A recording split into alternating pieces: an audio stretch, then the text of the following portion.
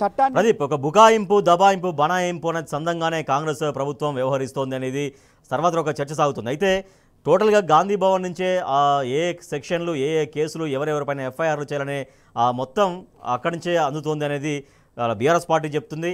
So దాంతోపాటుగా నిజంగా అక్కడ చూస్తున్నటువంటి సిచ్యువేషన్ గమనిస్తే కూడా ఏమనిపిస్తోంది అంటే గాంధీ భవన్ నుంచే నేరుగా పోలీసులకు ఆదేశాలు వెళ్ళడం, ఆ ఆదేశాలని ఫాలో అయ్యే చట్టాన్ని పక్కన పెట్టి కేవలం ఆదేశాలే మాత్రమే ఫాలో అవుతున్నటువంటి విమర్శ సర్వత్రా వినిపిస్తోంది.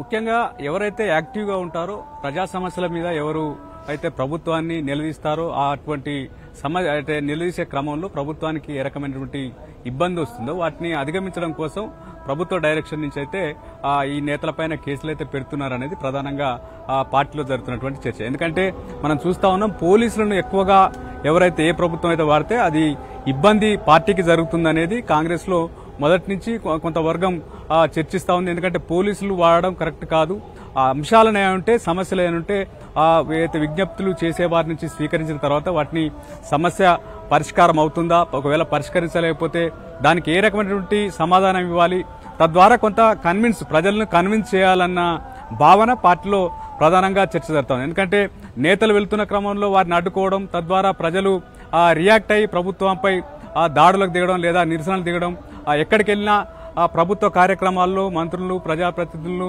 నిలదీస్తున్నటువంటి క్రమం చూస్తూ ఉంటే అటువంటి పోలీస్ యాక్టివిటీని ఎంత తగ్గిస్తే అంత మంచిదన్నటువంటి భావన ప్రధానంగా పార్టీలో జరుగుతున్నటువంటి చర్చ. ఓవైపు మూసీ బాధితులు బీఆర్ఎస్ భవన్కి వచ్చారు. బీఆర్ఎస్ పార్టీకి సంబంధించినటువంటి నేతలను కలిసిన తర్వాత ఇంటెలిజెన్స్ సమాచారం గాంధీ భవన్కి వస్తారన్నటువంటి నేపథ్యంలో వందలాది మంది పోలీసులు అక్కడ గాంధీ భవన్ ఏదైతే చుట్టుముట్టినటువంటి పరిస్థితి, ఎవరైతే బాధితులు వచ్చి గాంధీ భవన్కి వస్తారో అన్నటువంటి భయాందోళనలో ఆ రకమైనటువంటి పోలీస్ ప్రొటెక్షన్ అయితే ఏర్పాటు చేశారు. ఎక్కడ బాధితులు వస్తారన్నటువంటి సమయంలో గాంధీ భవన్ వద్ద పోలీస్ ప్రొటెక్షన్ అయితే పెంచుతున్నటువంటి పరిస్థితి అయితే మనం చూస్తా ఉన్నాం. పెద్ద ఎత్తున ప్రభుత్వం ఇచ్చినటువంటి హామీలకు సంబంధించి నిలదీత కార్యక్రమం అయితే జరుగుతూ ఉంది. ప్రజాప్రతినిధులు ముఖ్యంగా మన లగచర్ల ఘటన విషయానికి వస్తే అక్కడ ఎంపీగా ప్రాతినిధ్యం వహిస్తున్నటువంటి బీజేపీ ఎంపీ డీకే అరుణను ఆ సొంత కాన్స్టిట్యున్సీకి వెళ్లకుండా అడ్డుకున్నటువంటి తీరు ఆమె ప్రశ్నించారు.